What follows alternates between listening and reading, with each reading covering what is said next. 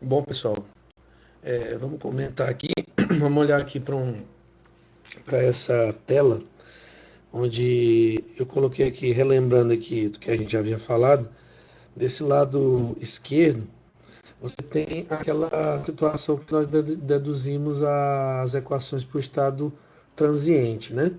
Então, observe o seguinte, a temperatura, ela começa em TS, né, na superfície do material, do sólido, e ela vai diminuindo até o meio, né?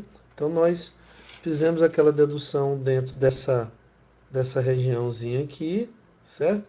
E nós vimos que havia um fluxo de calor entrando e saindo e fizemos aquele balanço. Então nós chegamos àquelas equações, tanto para a placa, para o cilindro e para uma esfera. Essa foi a equação que nós chegamos e eu disse para vocês que a gente tinha condições de contorno, e tudo, e nós chegamos naquelas equações que envolvem aquelas exponenciais, né? Eu ainda vou mostrar uma aplicação. Observe o seguinte, em determinada situação, se você pega, por exemplo, você tem um fluido quente, você tem, sei lá, água quente, você tem um líquido quente, um gás quente, e você submete um sólido, né? Você mergulha esse sólido dentro desse fluido, a situação, às vezes, é de que não rapidamente a temperatura chega nesse valor TS, porque TS aqui seria diretamente a temperatura do fluido, ou seja, eu estou desprezando a resistência térmica que existe do fluido, né, da transferência de calor do fluido para a superfície do sólido. Então o que acontece? Se você pegar uma esfera, colocar num banho quente, a temperatura dela pode realmente chegar rapidamente a esse valor TS. No entanto, às vezes, a temperatura, aqui está sendo exemplificado numa placa. Vamos supor que essa placa, que é esse material todinho aqui,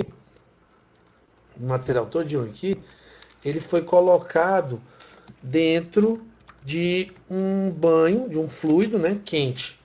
Esse fluido ele está numa temperatura TF. O que acontece? Existe, pessoal, uma capa perto do fluido, certo? Perto da superfície aqui, que é essa capa que eu estou pontilhando, a gente chama essa camadinha aqui, que é exatamente onde eu tenho uma temperatura, digamos assim, num certo valor, e ele vai aumentando ao largo, ao longo, à medida que eu me afasto dessa superfície, ela vai aumentando até o valor da temperatura do fluido. Essa camada a gente chama dentro do fluido de camada hidrotérmica. É uma camada hidrotérmica, certo? O que acontece? Se aqui ele está mostrando uma queda linear, então é porque aqui o processo é todo por condução. Lembrando o seguinte, quando você tem um fluido e esse fluido vai fazer a transferência de calor, você tem a condução, certo? Aqui próximo, que é puramente por condução, é devido à difusão das moléculas aqui, pessoal. É molecular mesmo, você tem microscópicos, movimentos microscópicos, como na condução, né? Você tem a difusão molecular, e isso faz com que haja transferência de calor. Aqui, ao longe dessa superfície, você tem uma mistura, né, uma convecção que proporciona a troca de calor. Aqui você já tem uma transferência de fluido macroscópica, certo? Então aqui eu tenho um fenômeno de convecção mais aqui, certo? Então essa condução ela acontece perto aqui da superfície, a condução ela acontece na camada hidrotérmica. O que acontece? Aqui eu tenho que na camada hidrotérmica aqui, ó, observe que no primeiro momento, no primeiro instante, o fluido adquiriu a temperatura TS1. Ele não está na temperatura do fluido, né? Desculpa, a superfície do material aqui, do material sólido, ela está na temperatura TS1. No instante T2 ela subiu, né? No instante 2 ela subiu para TS2, no instante 3 ela subiu para TS3. E depois ela vai igualar a temperatura do fluido, certo? E aí valem todas as equações que a gente já deduziu. Só que existem as situações em que isso aqui é significativo, certo? Por exemplo, se a resistência térmica aqui no fluido for alta, né, pessoal, significa o quê? Que a transferência de calor é baixa. Se a transferência de calor é baixa, vai haver um certo tempo para a temperatura na superfície igualar a temperatura do fluido. Agora, se a resistência de calor é muito baixa no fluido, significa o quê? Se ela é muito baixa, significa que a transferência de calor é alta, certo? Então, resistência e a velocidade de transferência são inversamente proporcionais. Então, se a velocidade de transferência de calor é alta, rapidamente o bloco vai alcançar a temperatura do fluido, certo? Bom, lembrando também uma coisa, em geral, pessoal, como é que a gente faz para um fluido ter uma resistência mais baixa? A gente pode impor turbulência, tá? Quando você impõe turbulência, as movimentações de material aqui do fluido, né, elas são mais efetivas, os coeficientes de transferência de massa são maiores. E aí, automaticamente, a energia é transferida mais rapidamente. E aí, a resistência é bem mais baixa. Então, observe o seguinte: quando o fluido transfere calor para o sólido, existe um gradiente de temperatura, que é aqui de TF até TS1, que é a força diretora para essa transferência. E no sólido, a força diretora é essa temperatura e a temperatura dentro do sólido, né? Você tem aqui a variação do gradiente de temperatura dentro do sólido, que é a força diretora. Esse gradiente ele está diminuindo, né? Ele está diminuindo. Observe que o gradiente de temperatura do sólido, isso aqui é uma escala de temperatura, ele está diminuindo. Aqui o ΔT é bem maior, né? E aqui também. Então, o que vai acontecer? O que vai acontecer? Aqui a gente está admitindo que a condutividade do sólido ela é menor do que a transferência de calor aqui. O que acontece? O coeficiente de transferência de calor no fluido. O que acontece? Esse sólido, ele tendo uma condutividade pequena, ele exige um ΔT maior, né? Então, a condutividade mais baixa, a força diretora tem que ser maior. E aí, à medida que vai passando o tempo aqui, a força diretora vai diminuindo, certo? O ΔT vai diminuindo, porque o fluxo de calor está se igualando ao que está vindo de dentro do fluido, certo? Bom, mas para o que isso importa? Importa o seguinte, né? Essa equação bem aqui é uma equação que a gente chama, pessoal, de lei de resfriamento de Newton, essa daqui. Lei de resfriamento de Newton, certo? De Newton. Essa lei de resfriamento de Newton, ela é o seguinte, nada mais é do que o fluxo de calor sobre a área para um fluido, né? É igual a um H que a gente chama de coeficiente convectivo, coeficiente de coeficiente de transferência de calor convectivo, certo? Coeficiente de transferência de calor, certo? Convectivo ou por convecção, certo? Convectivo, não sei mais nem escrever. Então, o que essa equação aqui toda está fazendo? Ela está igualando essa transferência de calor com a lei de Fourier aqui para o sólido, né? Você tem a condutividade do sólido e tem o gradiente de temperatura para ele na direção x, que é essa direção aqui, né? Que a gente está tomando aqui. Então, usando essa condição e usando essa condição aqui também, existem equações que a gente não vai ver as equações em si, mas a gente pode ver o gráfico delas, né? Tanto para placas, posso usar para como é que eu posso dizer, para cilindros, para esferas, certo?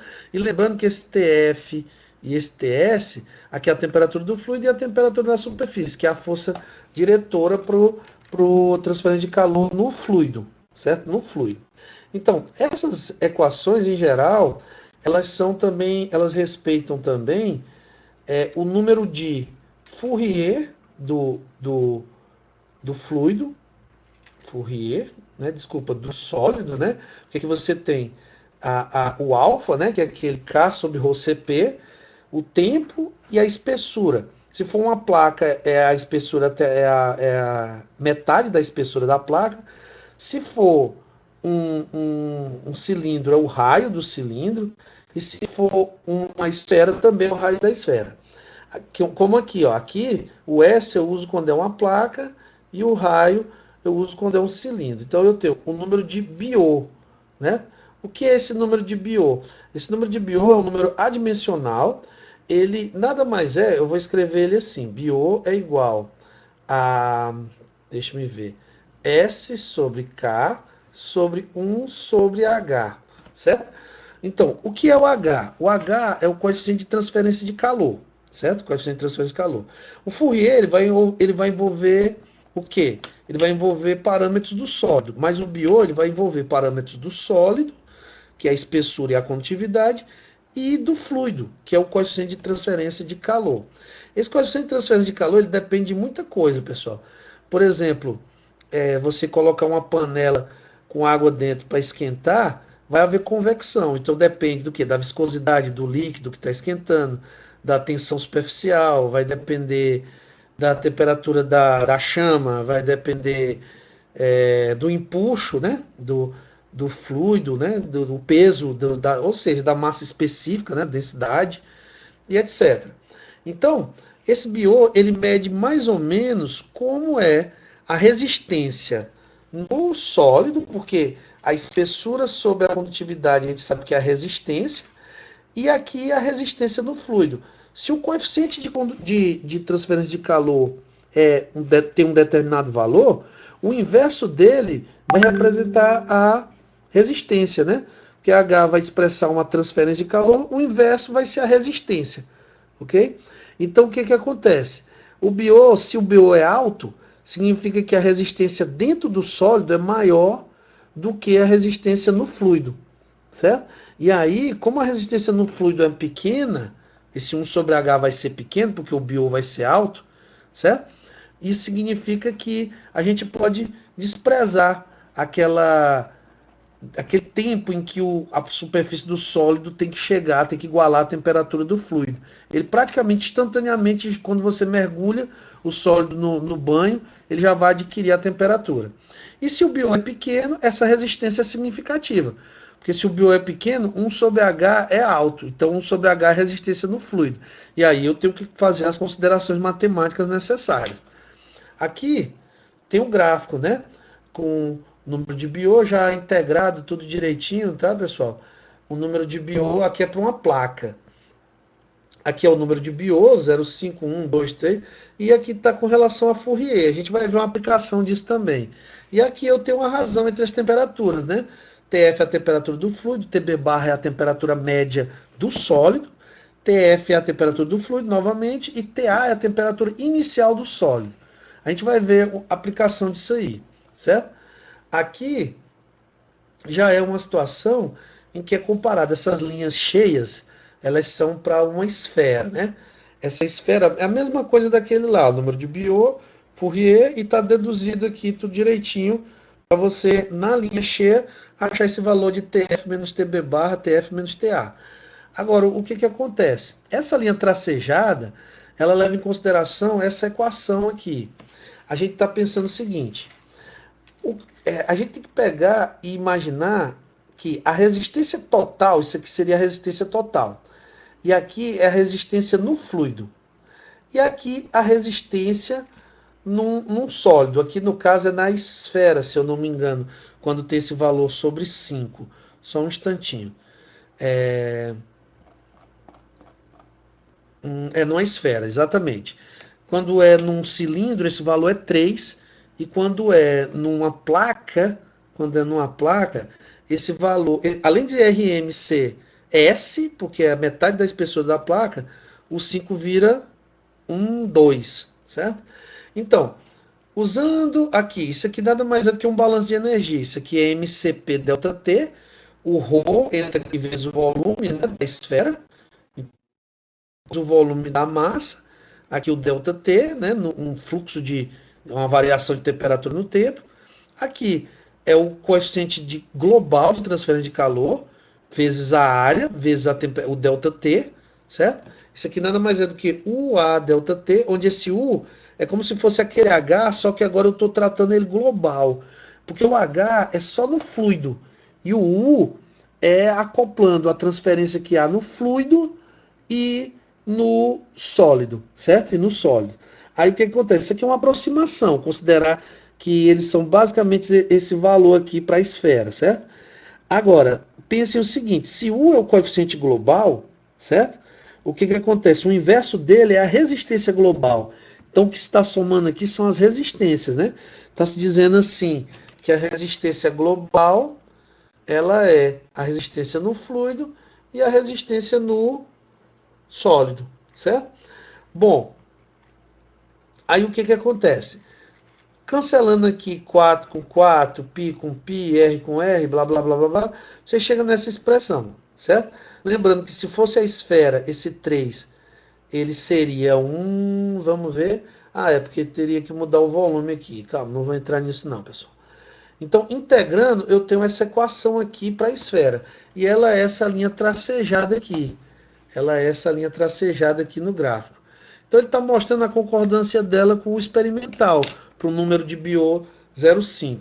Claro que se o número de Biot mudar, isso aqui vai ficar cada vez mais drástico. Porque se o número de um Biot aumenta, voltando aqui em cima, se o número de Biot aumenta, significa que essa resistência aqui no, no sólido, ela é maior do que a resistência no fluido. E aí o que vai acontecer? Essa aproximação aqui, ela vai ficar cada vez pior. E aí a equação não vai ser muito legal, certo? A gente vai mostrar isso no exemplo aí do livro, né? Vou mostrar agora no exemplo do livro, porque como é a diferença, a discrepância entre isso, né?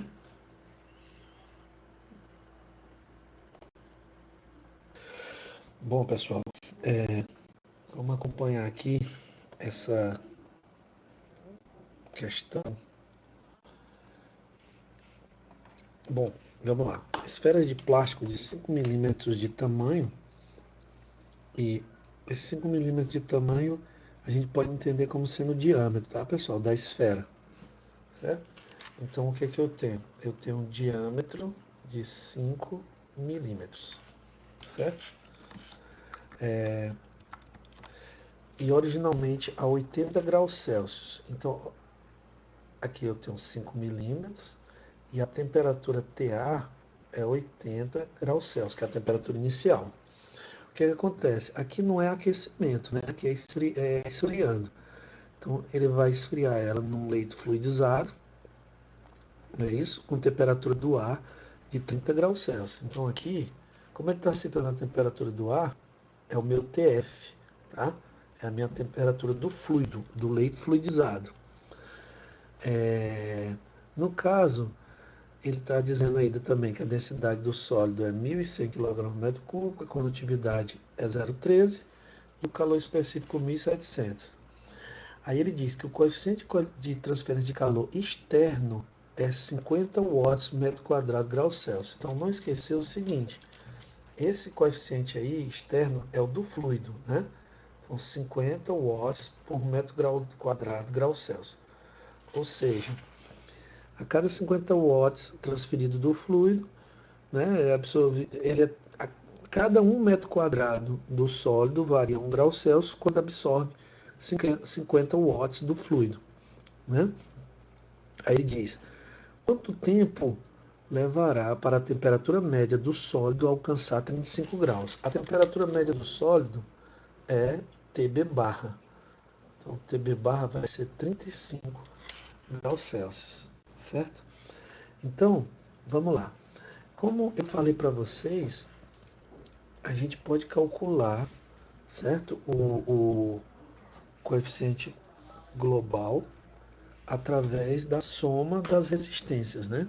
Através da soma das resistências. Então, o que é que eu vou fazer? Bom, pessoal, então vamos ver esse exemplo aqui, 10.5. Vamos ler junto aqui e vamos interpretar direitinho, tá? A gente tem aí esferas de plástico de 5 milímetros de tamanho. Esse 5 milímetros de tamanho que ele está citando aí são 5 milímetros de diâmetro, tá? E originalmente a 80 graus se esfriam em um leito fluidizado onde a temperatura do ar é 30 graus Celsius. Esse leito fluidizado é exatamente o fluido, né? Ela vai colocar a bola, a esfera de plástico de 5 milímetros dentro do fluido, que está a 30 graus Celsius, e as esferas começam a esfriar. Então, a densidade do sólido é 1.100 kg por metro cúbico, a condutividade é 0,13 watts por metro quadrado graus Celsius, e o calor específico é 1.700 joule por quilograma. No caso, por quilograma grau Celsius. O coeficiente de transferência de calor é 50. Esse coeficiente que ele está dizendo é o externo. Então, aqui, ó, ele é o H, tá, pessoal? É o H. É o coeficiente de transferência de calor do fluido, certo? Não é o coeficiente global. O global é o U, né? O global é o U, certo? Então, quanto tempo levará para a temperatura média do sólido alcançar 35 graus Celsius? Então, olha só, o diâmetro é 5 milímetros, a temperatura inicial da esfera, o TA, né, é 80 graus Celsius, a temperatura do fluido é 30 graus Celsius, como ele disse aqui, e a temperatura média do sólido é 35 graus Celsius, ok? Então, o que vai acontecer? Primeiro, eu tenho o coeficiente de transferência global e eu tenho que acoplar ele a exatamente as resistências no fluido e a resistência no sólido, somando, eu tenho que achar a resistência global. Então, o que foi que eu disse para vocês? Que a resistência global, que é 1 sobre U, ela vai ser a resistência no fluido mais a resistência no sólido. A resistência no sólido é exatamente o que? Como é uma esfera, eu tenho que usar a equação, que é o raio da esfera dividido por 5 vezes a condutividade. Aí observe que está aqui. Aqui está 2,5 vezes 10 a menos 3, porque é exatamente os 5 milímetros, que é o diâmetro, dividido por 2, né? Então dá 2,5, como é milímetros, e eu estou colocar em metros, dá 2,5 vezes 10 a menos 3. Está aqui o 5, e está aqui a condutividade K, que foi dada 0,13 watts por metro quadrado grau Celsius. Aqui, no caso, é 1 sobre 50, que é a resistência no fluido. Então, fazendo essa conta, você vai achar o U como sendo 41,9 watts por metro quadrado grau Celsius. Esse é o coeficiente de transferência global, certo? Global. Aí, o que acontece? Como ele quer o tempo, eu posso usar, né? Eu posso calcular e usar o número de Fourier, porque o número de Fourier, vamos lembrar bem aqui, eu estou circulando aqui de vermelho, o número de Fourier, ele é alfa t o raio ao quadrado, né? Como eu tenho alfa, por que eu tenho alfa? Porque o alfa é K rho CP. E eu tenho K, tenho rho, que é a densidade, a massa específica, e tenho CP, que é o calor específico. Então, o alfa do sólido é 6,95 vezes 10 a menos 18. Só cuidado, esse alfa ele tem unidade. O que não tem unidade é o Fourier, tá? O alfa, a unidade dele, ó, o K é watts por metro quadrado grau Celsius. O 1.100 é quilograma por metro cúbico, né? Que é a massa específica, vezes esse aqui, que é o calor específico, que é joule por quilograma grau Celsius. Como o grau Celsius está no denominador aqui, ele corta com o que está no denominador aqui. Como o metro quadrado está no denominador aqui e está no denominador aqui, sobra metro, né?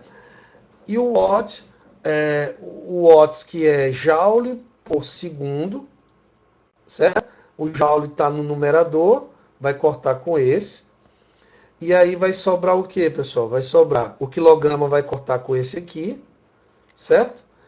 E sobrou 1 metro por... Desculpa, sobrou 1 metro. Bom, parei. Metro. Vai sobrar metro quadrado por... Sumiu algum metro aqui de algum lugar, galera. Mas vai sobrar metro quadrado por segundo. É o que vai sobrar aqui, certo? Porque quando eu multiplicar metro quadrado por segundo por tempo aqui, que é em segundos, e aqui metro quadrado, vai cortar e o Fourier vai ficar dimensional. É isso mesmo. Eu acho que eu esqueci algum metro quadrado em algum canto aí. Mas não tem problema não. Bom, então o que acontece? No caso, eu tenho o alfa, não é isso? E para calcular o tempo, eu pego e acho o que está faltando é eu saber o Fourier, não é isso? O número de Fourier. e, sabe, o raio eu já sei, né?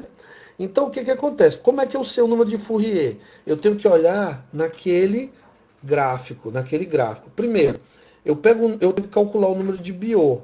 Por quê? Porque nesse gráfico aqui, para a esfera, nesse gráfico aqui, ó, aqui é uma esfera, né?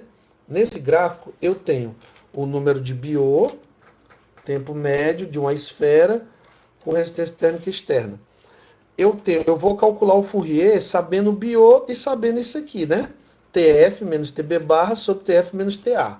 Se a gente voltar aqui, se a gente voltar lá nos nossos dados, a gente tem exatamente TF, que é 30 graus, TB barra, que é 35, TF, né, de novo, e o TA, que é 80. Fazendo a continha, dá 0,1.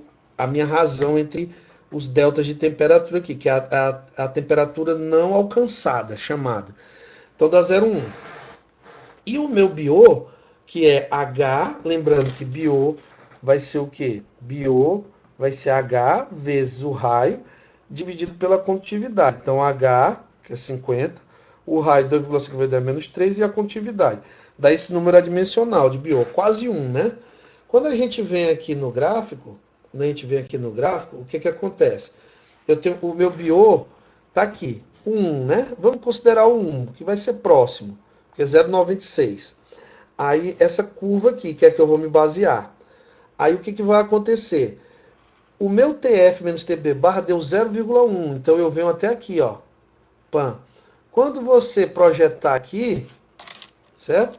Quando você projetar aqui, pam, pam, pam, pam, pam, pam, vai chegar aqui num Fourier que está aqui, perto de 1,06, né? Que está bem perto de 1,05 aqui. Né? Você tem que se ver que aqui é 1,1 e aqui 1,2. Então aqui está 1,06. Então, como eu descobri o Fourier, agora eu vou lá e calculo o tempo. Recapitulando, calculei a resistência global U, né? Deixa ela um pouco em stand-by. Calculei o Biot, calculei a razão entre os deltas de temperatura, 0,1. Achei o Fourier no gráfico e calculei o tempo, porque eu tenho alfa, né? Agora, para comparar com aquela solução aproximada, a gente usa essa equação aqui, né? Observe que ele fez uma inversãozinha TF menos TB barra, TF menos TA, mas o sinal se cancela. Então ele inverteu em cima, inverteu embaixo, não muda nada. Então eu tenho ln disso é igual a isso. Como eu tenho U, tenho aqui uma constante 3, eu tenho um ρ, tenho um CP e tenho um raio, e tenho esses valores aqui, eu posso calcular o tempo. Não é isso? Então, calculando o tempo, certo? Isso aqui está meio errado no livro, tá? O livro está meio tosco, isso aqui está errado. Então, eu tenho o U e eu resolvo a equação para T, né, pessoal? Você tem o ln, joga tudo para lá, joga para cá, dá 86 segundos. Então, isso mostra o quê? Que essa equação ela é um pouco imprecisa. Né? Aqui está dando 86 segundos e usando o gráfico, que é de dados experimentais plotados, dá 95. Então, esse resultado aqui é mais confiável, esses 95 segundos. Tá? Então, é isso que se faz. Eu vou fazer outra questão da lista que é parecida com isso, da lista do capítulo 10. Então, na letra B, ele está perguntando qual fração da resistência à transferência de calor se encontra na parte externa, na película externa. Bom, o externo é o fluido, né, pessoal? Então, a resistência global, ela nada mais é do que 1 sobre U. E a resistência externa, ela nada mais é 1 sobre H. Como ele quer a fração, eu tenho que fazer a resistência externa sobre a resistência global. Isso aqui é 1 sobre H sobre 1 sobre U. Quando você resolve isso aqui, você assim, multiplica pelo inverso, dá 1 sobre H. U sobre H, que é exatamente isso aqui, 41,9 sobre 50. Isso indica que de toda a resistência global, 84% está na parte externa. Isso mostra que a resistência do fluido para a superfície da esfera é significativa, né? É significativa. Bom, Aí na letra C, ele pede o quê? Repita a parte A para uma temperatura de superfície constante de 30 graus Celsius. Bom, quando a temperatura é constante, a gente vai para essa situação aqui, né, pessoal? Para a situação em que eu não considero mudança de temperatura até a superfície do sólido. Eu já tenho a temperatura do fluido, né? Então eu posso simplesmente considerar o seguinte: eu posso pegar a equação lá que a gente viu nas aulas anteriores, né? Porque na verdade, quando eu tenho essa situação aí, é como se a resistência externa, né? Você tem 1 sobre U é igual a 1 sobre H, que é a resistência externa, mais o raio da esfera sobre 5 vezes K. Isso aqui é desprezível. Por quê?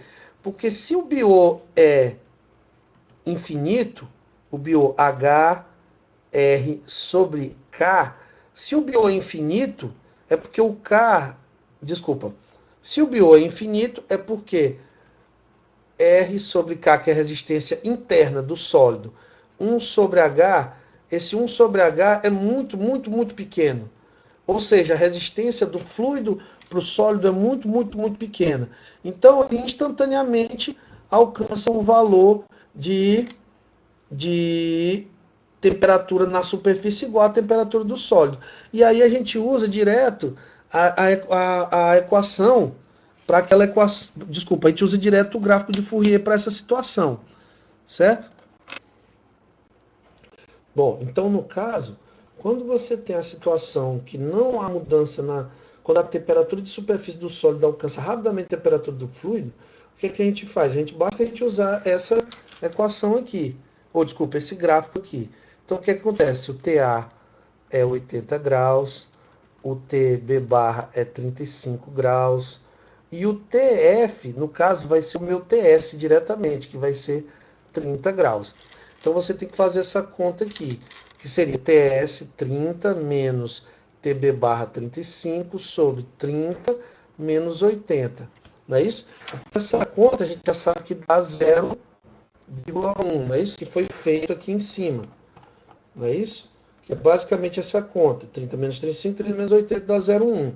Então, quando você vai aqui estacionária, onde não há essa variação, não, a resistência externa, a resistência do fluido é desprezível, o que vai acontecer? Você pega 0,1, a curva para a esfera é essa curva aqui, traço, ponto, tracinho menor.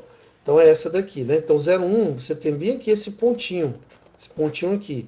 Quando você projeta aqui, você vê que esse pontinho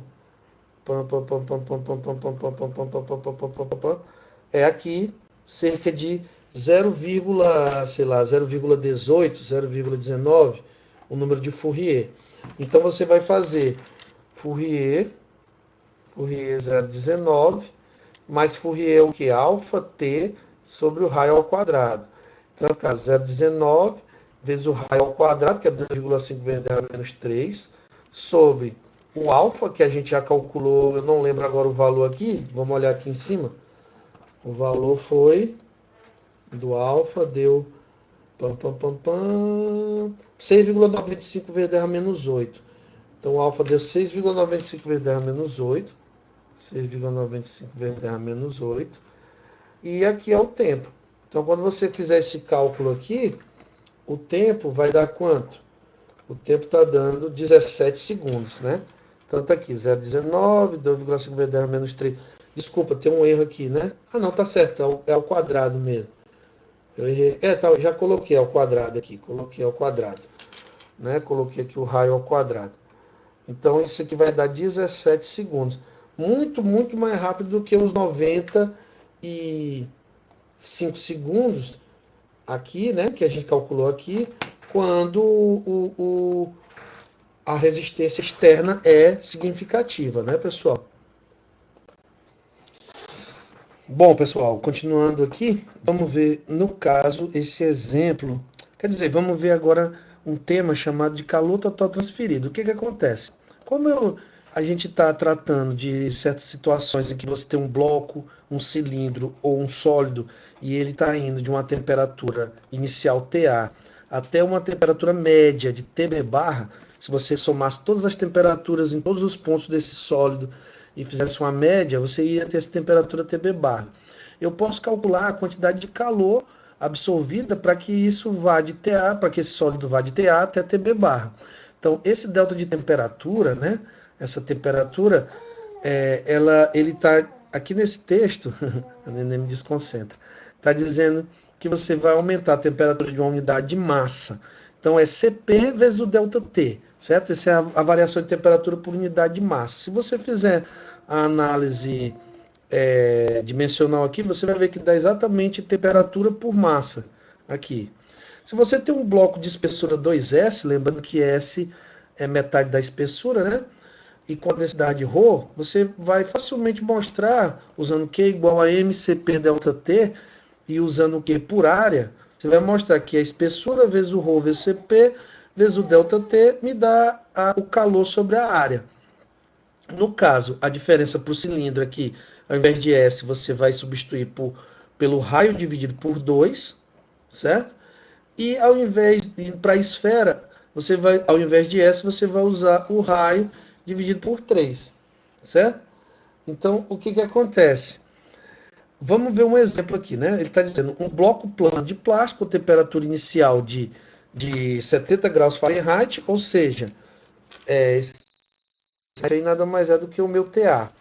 Se coloca entre duas placas metálicas de temperatura de 250 graus Fahrenheit. Então, essa temperatura aqui vai ser a temperatura que a superfície do sólido vai alcançar, né? Então, as placas metálicas vão servir como uma fonte de aquecimento para ele. E elas estão a 250 graus Fahrenheit. Na hora que você coloca o bloco de plástico, o bloco entra em equilíbrio com essas placas e a temperatura da superfície dele vira 250 graus Fahrenheit. Então, o bloco tem uma espessura de 1 polegada, né? Então, o S vai ser 1 polegada dividido por 2, né? Porque a espessura é 2S, né? Então, quanto tempo levará para que o bloco alcance uma temperatura média de 210 graus Fahrenheit? Ou seja, o meu TB barra é 210 graus Fahrenheit. Aí ele quer quanto calor em BTU será transferido para o plástico por pé quadrado durante esse tempo. Aí ele está me dando aqui os dados, né? A densidade do sólido, a condutividade térmica, está me dando o calor específico, beleza? Então vamos para a solução. O que acontece? Na solução, eu tenho que primeiro, como é uma situação não estacionária, né, pessoal, que a gente vai considerar, eu tenho que calcular quanto é o TS menos TB barra sobre o TS menos TA, certo? Que é o que ele faz aqui, ó. Nessa situação, o TS 250, o TB barra 210, 250 e a temperatura inicial é o 70, né, que está aqui. Isso dá 0,222. Se você for no gráfico, né, daquele gráfico da figura lá, voltando aqui ao gráfico, desculpe. Tá certo, entendi. Voltando aqui ao gráfico, né, o 0,222, isso aqui é um bloco, né, pessoal? O bloco é essa curva sólida. 0,222 é mais ou menos por aqui, né? Vamos botar aqui, bem aqui, pá. Então, eu vou ter um Fourier de 0,55, vamos supor. Deixa eu ver se foi esse o valor que ele usou. Ele botou 0,52, né? O Fourier aqui. Ele usou 0,52, mas tudo bem. Então, o Fourier de 0,52, você poderia botar 0,55 normalmente. Fourier é alfa T sobre o raio ao quadrado. O raio você sabe, porque você sabe que ele é meia polegada, e quando você divide por 12, você acha em pé, né? Porque 1 polegada são igual a 12 pés. Então, isso aqui está em pé. Aí você tem o TS, né, como a gente já usou para fazer aquela conta, tem os dados fornecidos de K, ρ e Cp para calcular o alfa, que a questão deu. Esse aqui está o alfa. Então, alfa T e o raio ao quadrado. Então, como o Fourier é 0,52, eu encontro esse tempo aqui, que dá 0,27 horas. Por que está em hora, pessoal? Porque bem aqui, o BTU, quando eu fiz o alfa, isso aqui sobrou em pé quadrado por hora, certo? Esse alfa. Quando eu resolvo, está em horas, se você multiplicar por 60, né? Vai achar 16 minutos, ok? Aí ele pede o calor por área.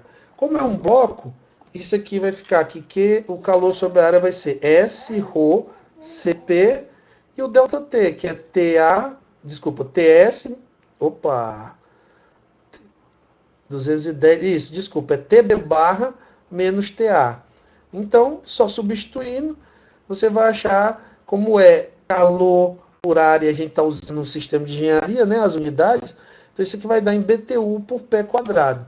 Então, 131 BTU por pé quadrado, muito simples usar para calcular o calor total, né?